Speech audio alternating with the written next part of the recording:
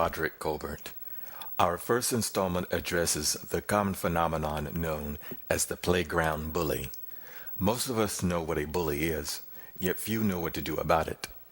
Our guest, Jennifer Hancock, has written an engaging book called The Bully Vaccine. Let's see what she offers as an antidote.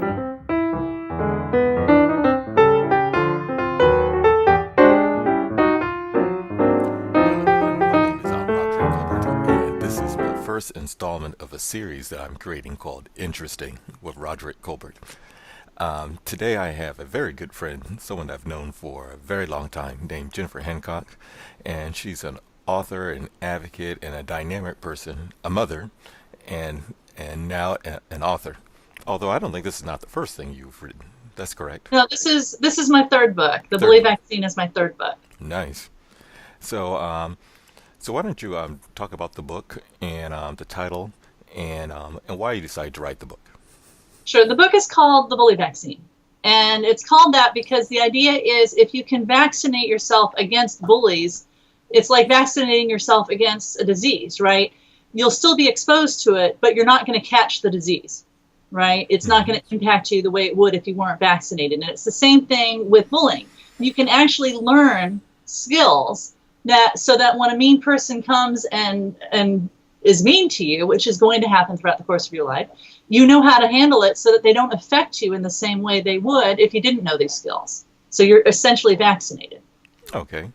And we know recently there has been a lot of attention put on bullying, particularly with the recent It Gets Better campaign. Right.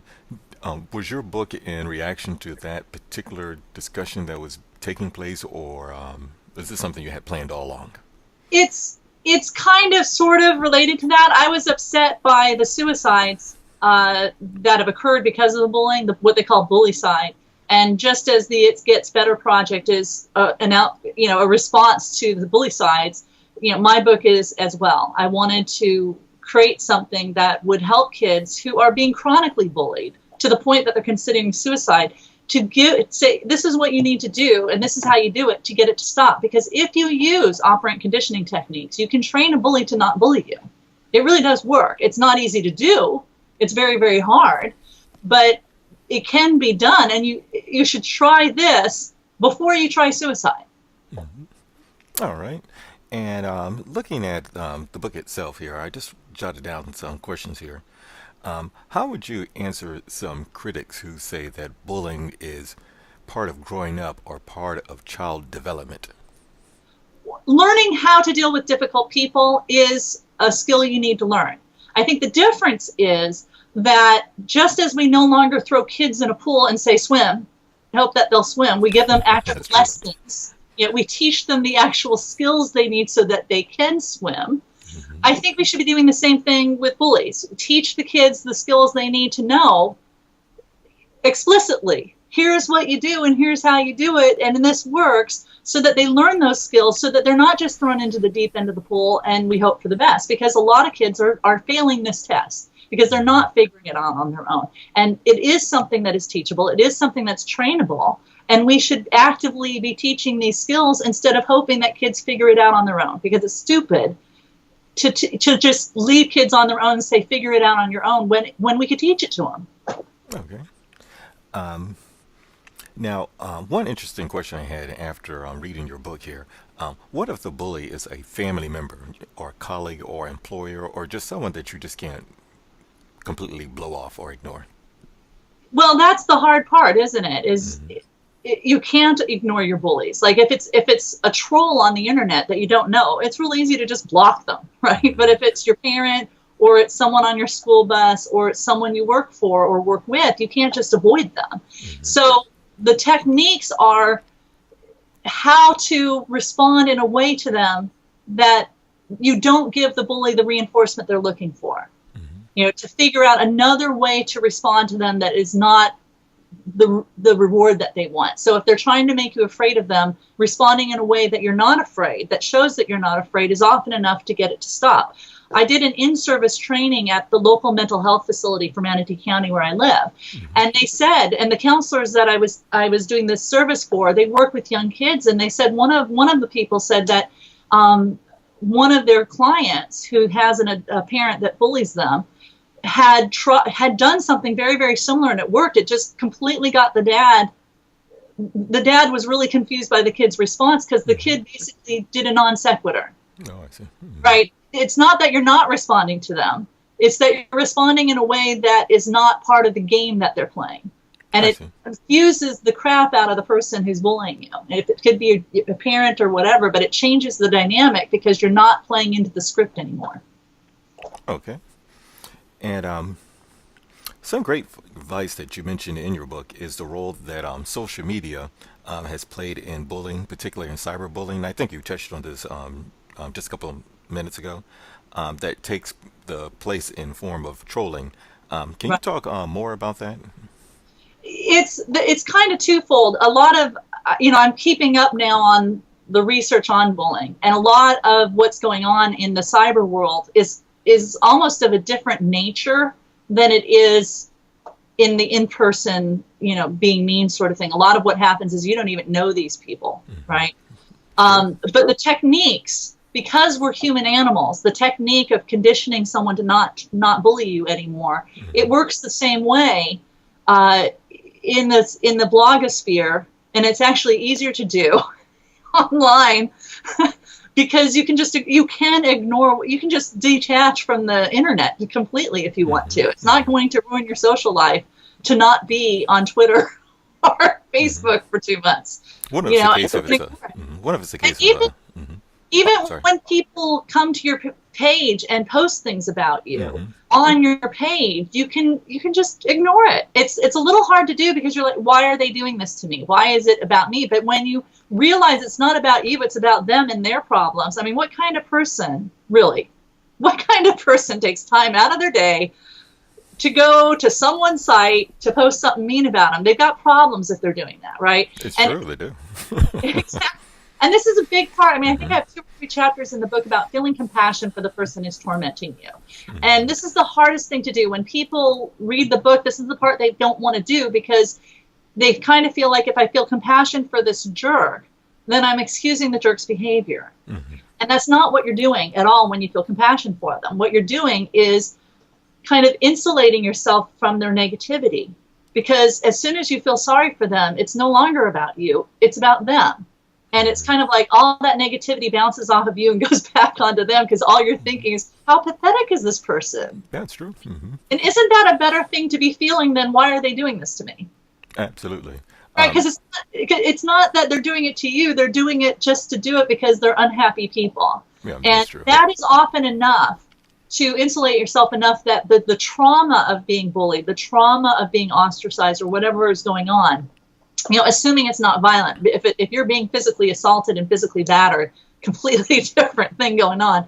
But if it's name calling and social ostracizing, the compassion part is often enough to help you mentally deal with this and become stronger. And this is really why these skills are so important to teach, is because if we teach kids these skills explicitly, we're essentially teaching them how not to be afraid of other people.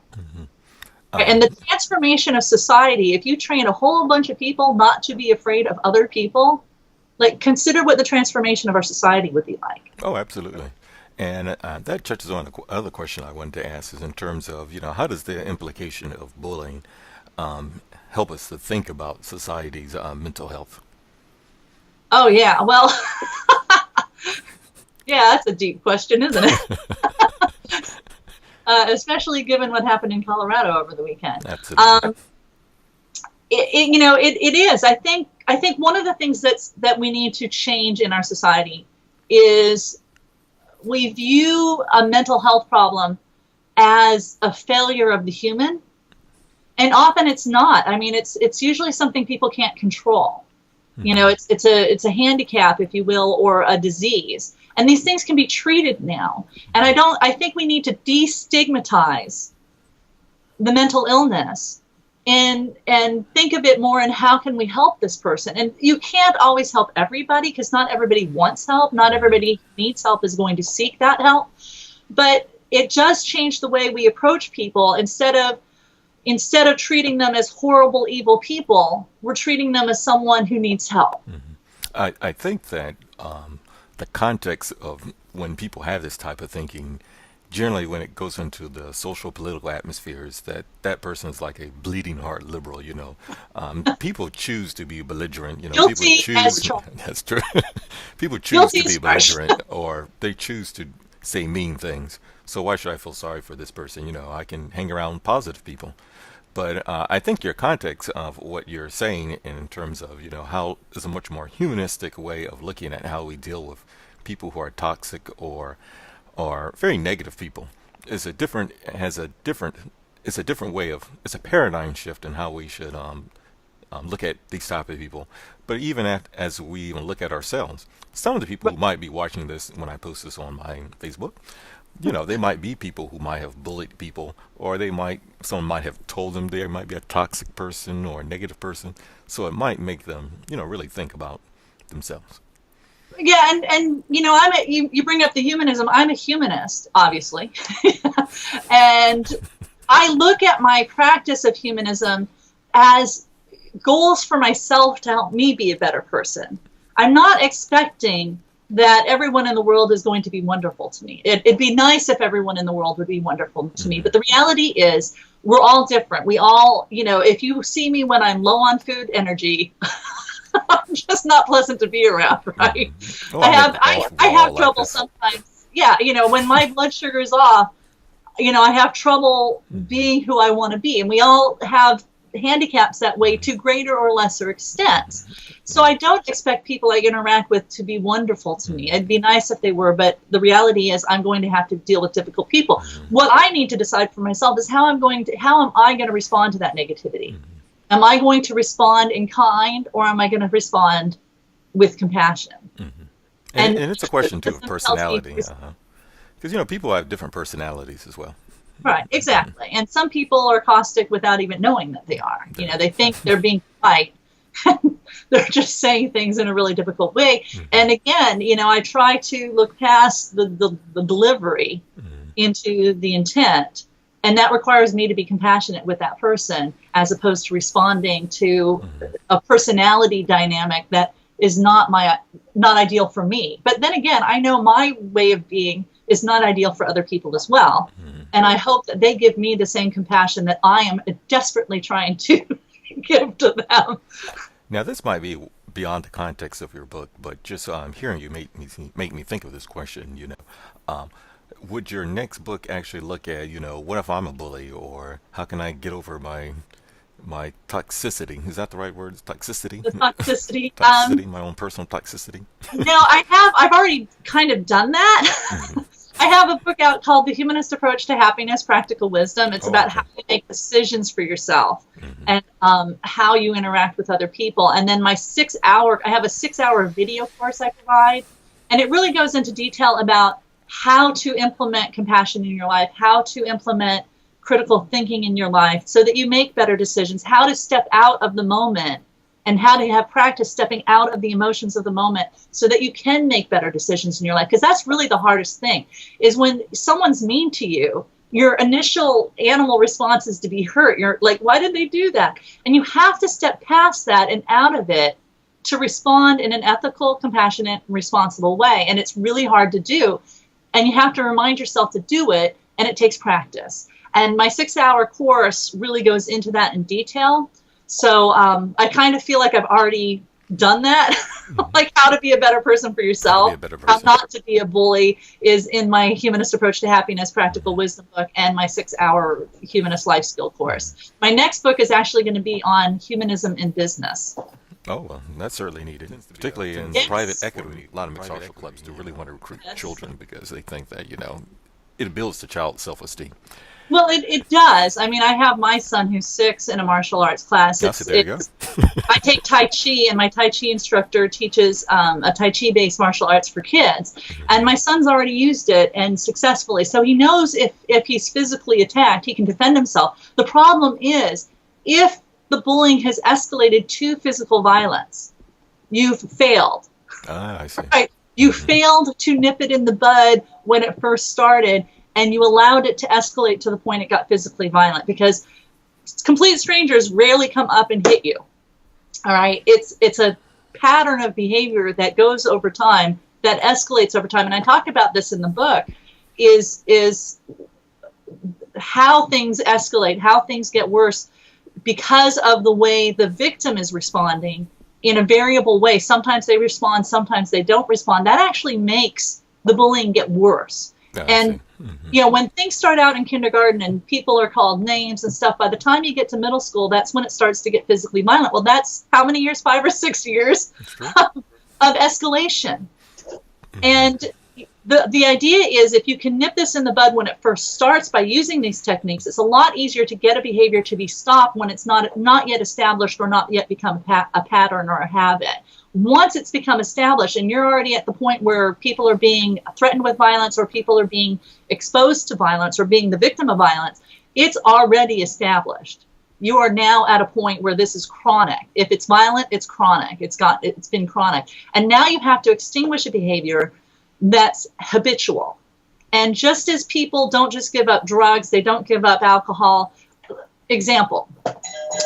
I'm sorry, that's my kid coming home. If you have, this is the example I give.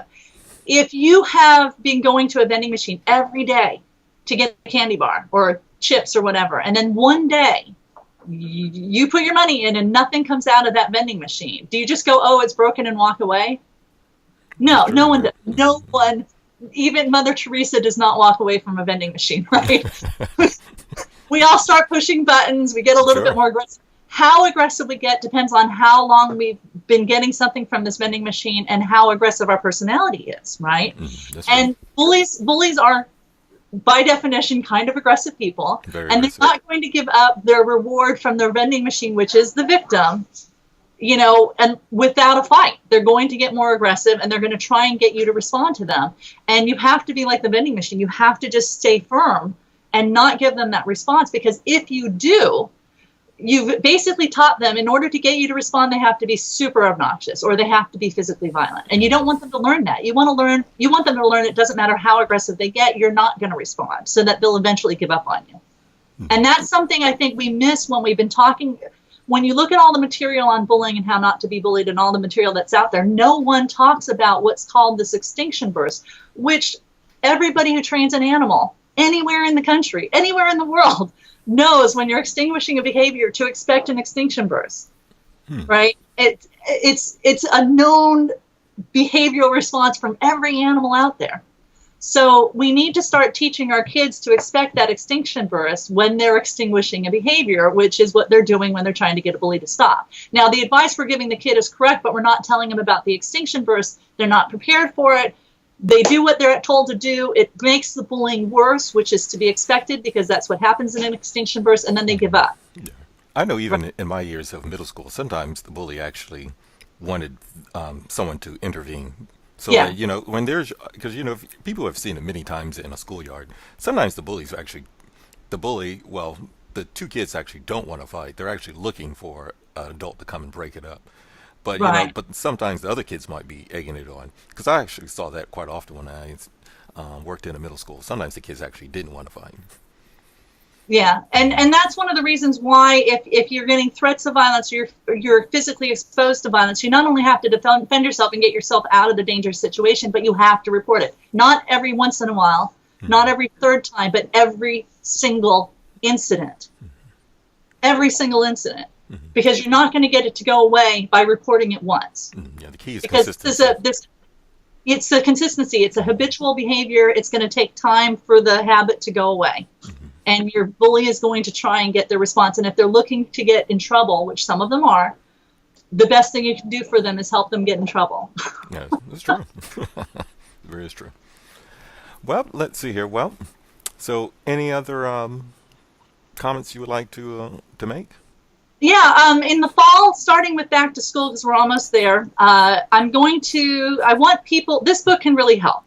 Right? This book can actually help kids learn how not to be bullied, help parents teach their kids when they're in kindergarten how not to be bullied. But it's very accessible too.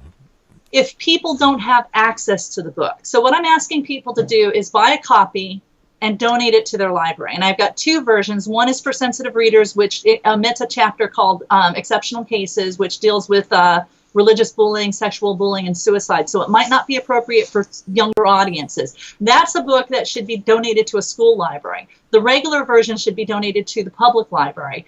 And I'm giving away prizes, like a copy of my 6-hour course, a copy of my book, and things like that to people. So what I want is people to go to my website, sign up for the program, help get the word out. Because if we can get this, I can't afford to print 115,000 copies of this book and mail it out.